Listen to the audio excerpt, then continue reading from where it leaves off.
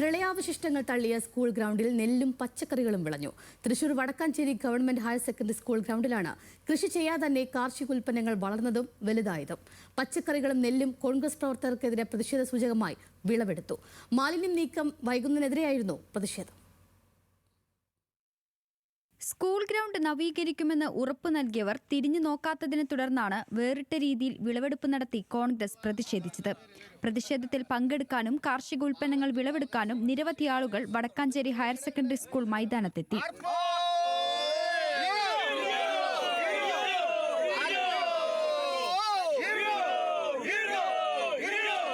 വടക്കാഞ്ചേരി ഇരട്ടക്കുളങ്ങരയിൽ 2020 മണ്ണിടിച്ചിലിന്റെയും വാഴാനിപ്പുഴ നവീകരണത്തിന്റെയും ഭാഗമായ മാലിന്യങ്ങളാണ് സ്കൂൾ മൈതാനത്ത് നിക്ഷേപിച്ചത്.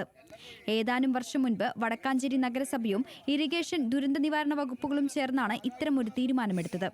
ഗ്രൗണ്ട് നവീകരണത്തിനായി ചെളിയും എക്കലും നിറഞ്ഞ പ്രളയ മാലിന്യങ്ങൾ ഉപയോഗിക്കുമെന്നായിരുന്നു പ്രഖ്യാപനം. എന്നാൽ പിന്നീട് ആരും തിരിഞ്ഞു നോക്കാതായ ഗ്രൗണ്ടിൽ ആരും നട്ടുവളർത്താതെ നെൽച്ചെടികളും പച്ചക്കറികളും വളർന്നു.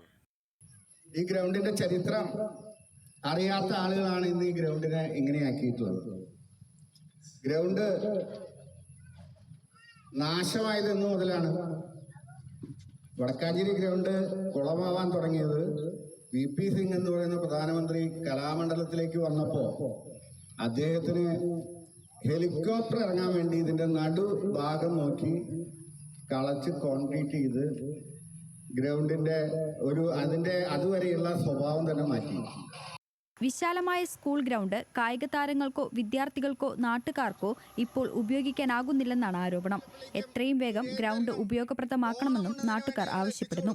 എന്നാൽ ഗ്രൗണ്ടിന്റെ നവീകരണ പ്രവർത്തനങ്ങൾ മാസങ്ങൾക്ക് മുൻപേ ആരംഭിച്ചുവെന്നും കായിക മന്ത്രി നേരിട്ടെത്തിയാണ് നിർമ്മാണോദ്ഘാടനം നടത്തിയതെന്നും സ്കൂൾ അധികൃതർ പറയുന്നു.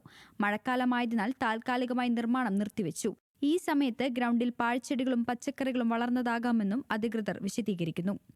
ന്യൂസ് മലയാളം, തൃശൂർ.